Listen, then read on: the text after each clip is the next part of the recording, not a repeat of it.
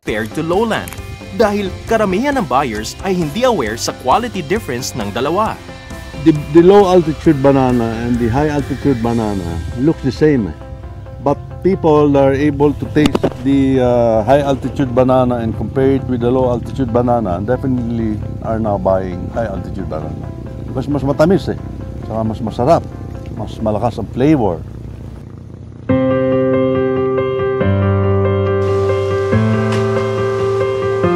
Banana farming is profitable because of the stable demand and good marketability. But because its market price is low, profitability is also low. It is profitable, but not very profitable. It's stable, and yet there's some risk. It's a matter of economics of scale.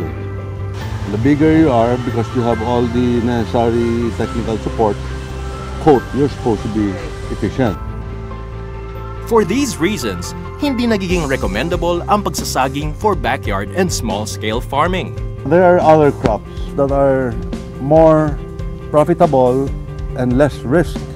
Remember here, once you plant your banana, it's gonna be there in your field forever unless you cut it. Ang other crops, only 3 months.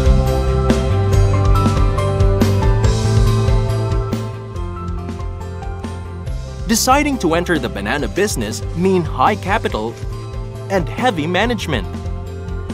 Dahil hindi advisable na magsimula sa maliit na farm, malawakan din ang labor na kailangan para makumpleto ang process of managing your plantation. If each hectare can hold 2,000 plants, you will also need 2 to 3 people who will work for you. Bamboos for the support of the plant, pesticides, and fungicides. The total startup capital may cost up to 1 million pesos per hectare. Maliban dito, the banana industry is also facing a formidable threat. May dumating na sakit dito sa banana industry nga na tawag Panama disease. Fusarium wilt is a fungus that is soil-borne. Pag dumikit ngayon sa ugat ng saging, nakamatay ang saging. Naagapan man ito through tissue sampling, mas mabilis pa rin ang evolution ng sakit versus the technology ng cultivars. In the 1930s, it was the disease that destroyed the banana industry in Panama. So itong si Dr. Cavendish found a resistant cultivar. 80 years later, the Fusarium wilt has evolved, and it's now called Panama disease race 4. Na yung original Cavendish, which we plant here in Kapatagan, is no longer resistant to the race 4. So yan ang pinaka most challenging part ng industry ngayon. Kaya ganun na lang kaimportante na maging competitive sa industry, which you can do by being certified for good agriculture practices. That's why you have to approach agriculture now in a holistic way. You have to take advantage of every loophole in which you could gain and be in an advantage position, kagaya ng practicing good agriculture practice. And there are consolidators or market that are willing to pay a premium as long as you do good agriculture practice. At the end of the day, it makes us even more competitive. Banana farming has stable demand and marketability is not a problem. However, this business also requires high capital, heavy management, and has high risk. So if you want to enter the world market, then apply good management practices, and you will be competitive in this industry. In the banana industry, you have to get as much advantage as you can to be competitive. So grab a seat and learn the management practices of Dizon's Banana Farm.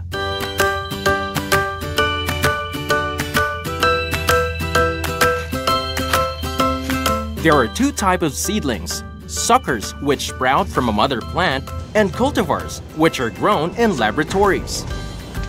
Using cultivars has a lot of benefits. dahil sa laboratory sila pinapalaki. Only the best are grown at madaling na-eliminate ang mga may sakit, bacteria at fungus. Ganun pa man, suckers are more commonly used dahil mas mura ito at readily available sa farms.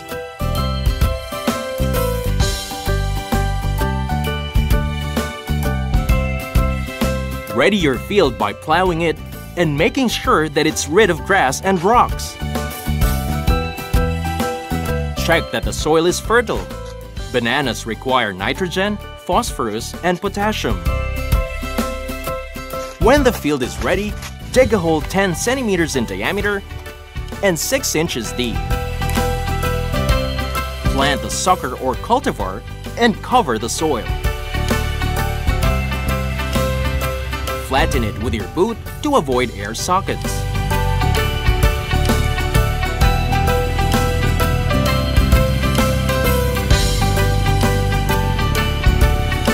Managing your farm should be regular and systematized para maging efficient ang costing, labor, and time management. Part of management is desuckering your plants. Pumili ng isa o dalawang sucker na maganda. Hayaan nyo itong tumubo dahil ito ang papalit sa mother plant kapag tapos na siyang i-harvest. Ang tawag sa mga sucker na ito ay followers. Ang magandang follower, diretso ang pagtubo mula sa lupa. Sword-like ang leaves. At maganda ang mga dahon. Kapag nakapili na ng magandang followers, tanggalin na ang iba pang mga suckers. Ang mga suckers na dapat tanggalin ay ang button sucker o ang tumutubong parang button o bulutong sa base ng mother plant. Isa rin ang water sucker. Ito ang sucker na tumubo mag-isa malapit sa inyong banana plant. Dapat itong tanggalin dahil inaagaw nito ang tubig at nutrients mula sa lupa. Another good practice is leafing. Now and then, ikutin ang inyong farm at tanggalin ang mga patay, naninilaw o sirang mga dahon ng halaman.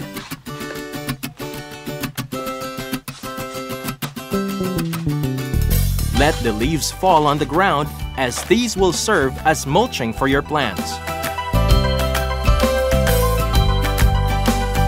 Maglagay rin ng pataba sa tabi ng halaman, lalong-lalo na pagkatapos ng desuckering.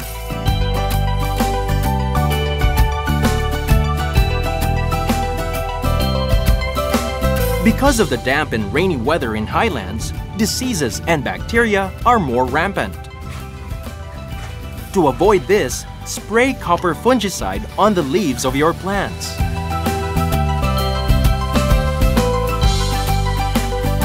When your plants are 9 months old, lalabas na ang flower o puso ng saging. Saksakan ang puso ng saging ng insecticide para maproteksyonan ito from insects and other pests. Afterwards, mark the trunk of your plants to avoid redundant injections.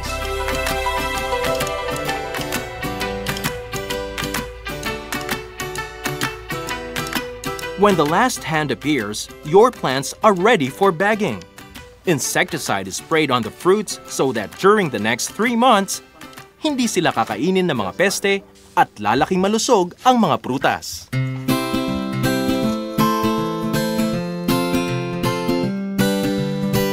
Before bagging the fruits, tanggalin muna ang flowers mula sa dulo ng saging at ang mga hands malapit sa puso para mag-concentrate ang quality of growth sa remaining hands. Pagkatapos, putulin ang puso ng saging at markahan ito for bagging.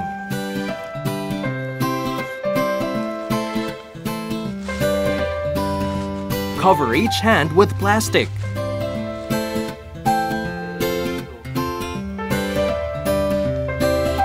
Pagkatapos, magtali ng dyaryo sa top hand to make sure that rainwater will flow down.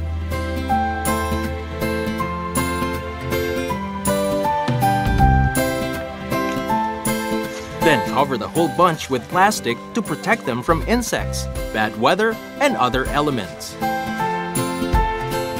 Each bagged bunch should be tagged. Each bagging day has an assigned tag color. This way, madaling i-manage ang schedule for harvesting.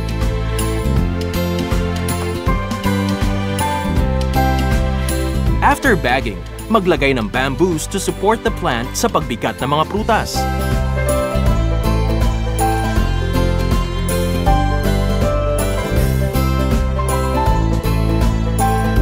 After around 13 weeks, ready to harvest na ang inyong mga saging.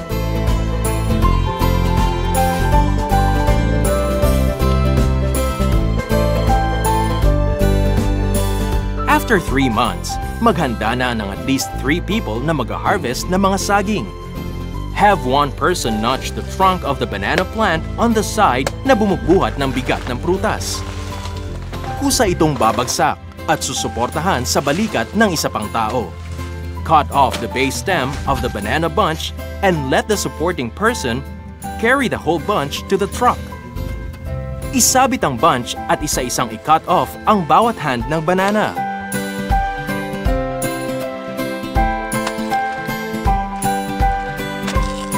File the hands on the truck and make sure that they are well padded to avoid bruising or ruining the fruits. Meanwhile, cut the mother plant in the middle. Huwag itong putulin hanggang sa base dahil magagamit pa ng followers ang nilalamang tubig ng mother plant. Chop off the leaves and trunk na maaaring magsilbing mulching ng mga followers. As time passes by, unti-unting putulin ang mother plant hanggang sa base kapag natuyo na ito. Kapag malaki na ang follower, i-cut off ito from the mother plant at i-replant sa available space.